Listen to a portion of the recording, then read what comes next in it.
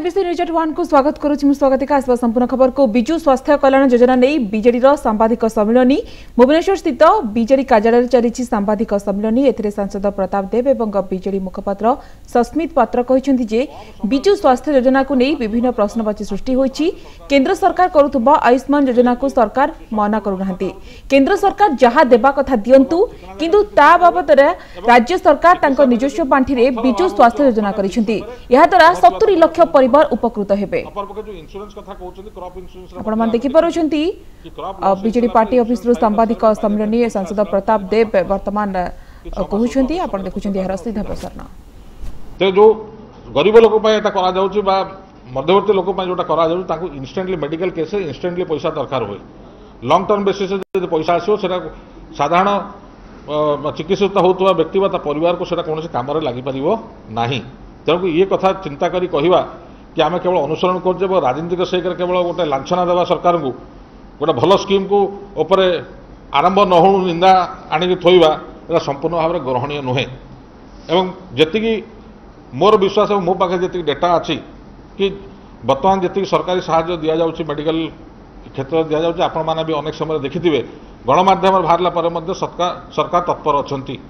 सरकार पहुँचती सरकार तहसीलदार ठूँ आरंभ कर मेडिकल अफसर चिकित्सित लोक पाख पहुँचती और सुविधा जोगाउं चिकित्सा जोगाउं। सरकार हेल्थ डिपार्टमेंट अन्य कार्यक्रम सागर एटा गोटे बृहत्तम कार्यक्रम सरकार हाथ को नहीं जोटा कि जनसाधारण को लाभ पहुँचेब और सुविधा पहुँचेब। तेणुक ये कथा कहवा कि भारतीय जनता पार्टी स्कीम को अनुसरण करा केंद्र सरकार स्कीम को राज्य सरकार हाईजैक कर संपूर्ण भाव में मिथ्या अटे। एवं मुझे आपको 6टा डिफरेन्स कथा कही कहूँ आरंभ मुझे कथाटा जिते भी आम तरफ तो तारीख 15 अगस्त निर्धारित होती तरफ केवे हम मुझे ना कि जेबे हम जब ये सब जिन को अनुसरण न करेंगे निश्चित भाव में इम्प्लीमेंट करने कष्टदायक हम। धन्यवाद।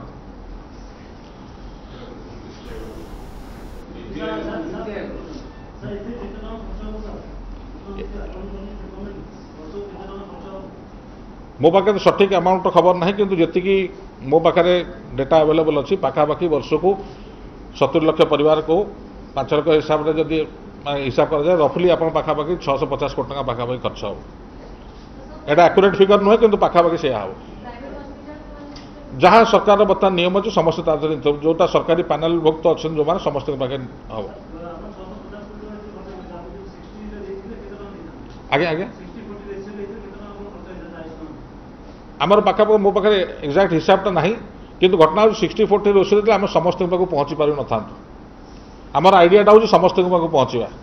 पैसाटा बड़ कथा नुह आम आम आइडियाटा हूँ यूनिवर्सल कवरेज आम समस्त कवर करूँ 60-40 रेशियो हिसाब से एससीसी लिस्ट माध्यम केवल गले अर्बन एरिया प्राय 90% लोक रही जाऊँगी और रूरल एरिया अनेक लोक एवं भी वंचित अच्छा एससीसी लिस्ट से संपूर्ण भाव में बाहर रही।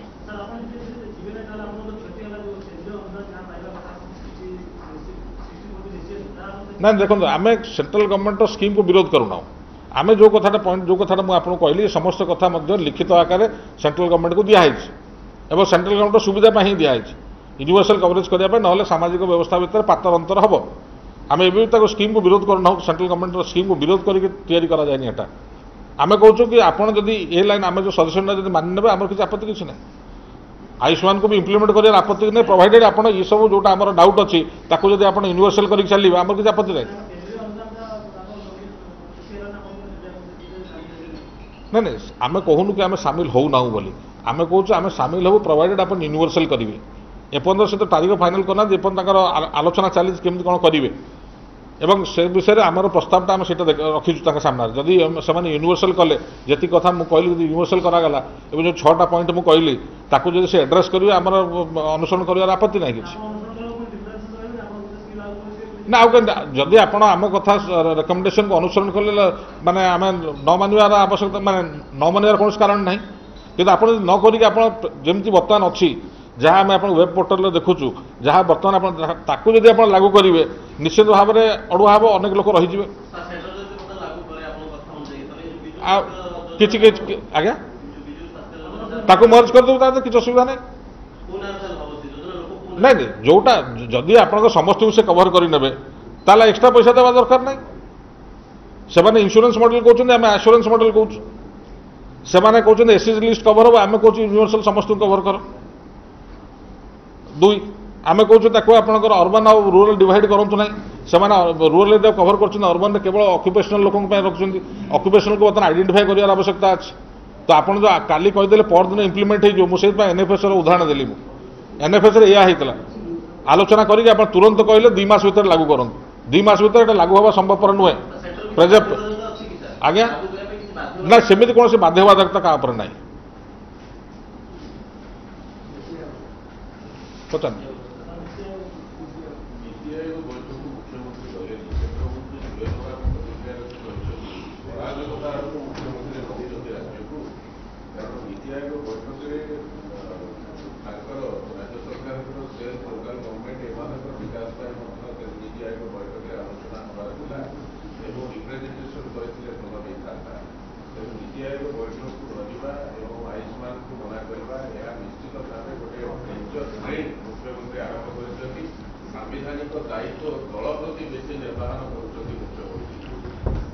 प्रथम तो जुएल बाबूर टिप्पणी पर मुझे कहबी नीति आयोग एक संवैधानिक व्यवस्था नुहे प्रथम मुझे कहली एटा गवर्नमेंट का ऑर्डर द्वारा करा जायछि कॉन्स्टिट्यूशन प्रोविजन ना नीति आयोग से आप प्लानिंग कमिशन काटिक नीति आयोग बसैबार सक्षम है प्रथम पॉइंटा मुझे कहली नीति आयोग एक संवैधानिक व्यवस्था नुहे प्रथम द्वितीय एमती नुह कि अतीत नीति आयोग को मुख्यमंत्री जाइना एवं कहीं जाइना सेटा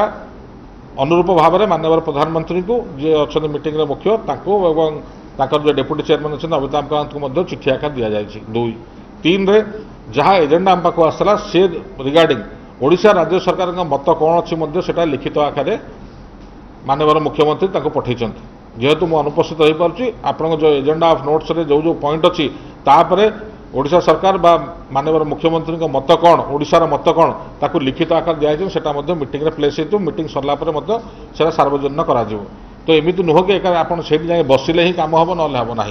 तो ये जो चिंताधारा यहाँ हूँ गोटे नकारात्मक चिंताधारा यहाँ ये चिंताधारा जो जुएल बाबू कहले या राजनीतिक अहंकार बासना आसूँ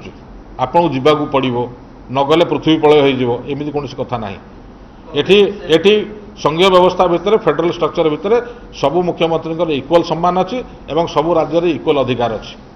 एवं जो कथाटा एजेंडा अच्छी एजेंडा रे आपण सिटी जाइए को मुख्यमंत्री 5 घंटा आलोचना करने दि जाए ताको निर्दिष्ट समय 10 मिनट कि 15 मिनट ही मिले आलोचना करने एजेंडा उपर आलोचना करने मिले एवं एजेंडा उपर जहाँ लिखाई ताहा आम तरफ लिखित आकार दिखाई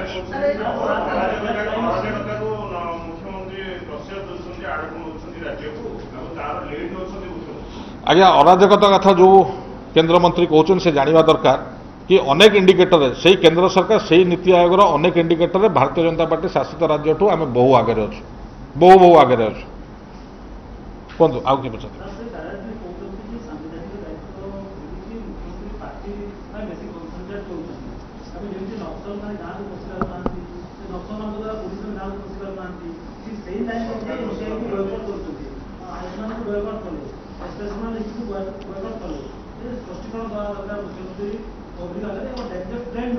एभली जो कथा माननीय केंद्र मंत्री उक्ति रखुच्च अत्यंत दुखदायक कथा एवं यादू स्पष्ट जना पड़ुची सी कोट ना कोटी बोधे भयभीत आज्ञा नक्सल कथा जदि आप पचारे झारखंड और छत्तीसगढ़ जो भारतीय जनता पार्टी शासन करुच्ची नक्सल रेकर्ड ओडिशार बेटर अच्छी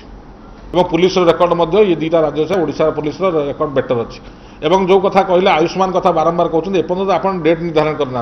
एपर्यंत आप तो घोषणानामा करना एपर्यंत आप तो मॉडलिटीज करना आप कौ कथा को नहीं कहते आप एक्सेप्ट कर जाता आयुष्मान को केवल आप कथा शुणिकी मुझे आपको एत कथा बुझेली ए आया एनोमली अच्छे आयुष्मान रे आम से लिखित आकार थे नुह 2 थर जनईचु तापर से कौन एड्रेस कले आमको आलोचना कले एपर्यंत केंद्र सरकार निष्पत्ति नहीं केवे घोषणा हम ता मॉडलिटी घोषणा है नहीं ये मन मन खुशी है कि मन मन कही सारे कि तुम मान्य ताने आपण एक बाध्यबाधकतार वातावरण सृष्टि करने चाहते कि जदि ता होता है आम से भाया बाध्यबाधकता को खंडन करूँ मानवु ना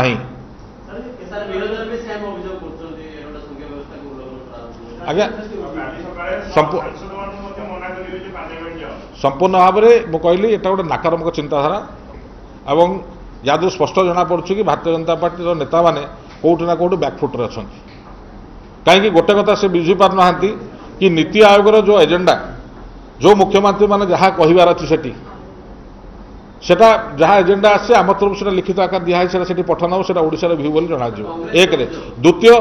जो बारंबार कहते आयुष्मान को मानलेनि आयुष्मान को आप एपर्तंत घोषणा करना ता मडालिटी एपर्तंत डिक्लेयर करना तो किसी न करी आप अंधार टेका पकड़ कह मान जो यहाँ आप आभिमुख्य आपण आभिमुख्य को आम ग्रहण करूँ ना।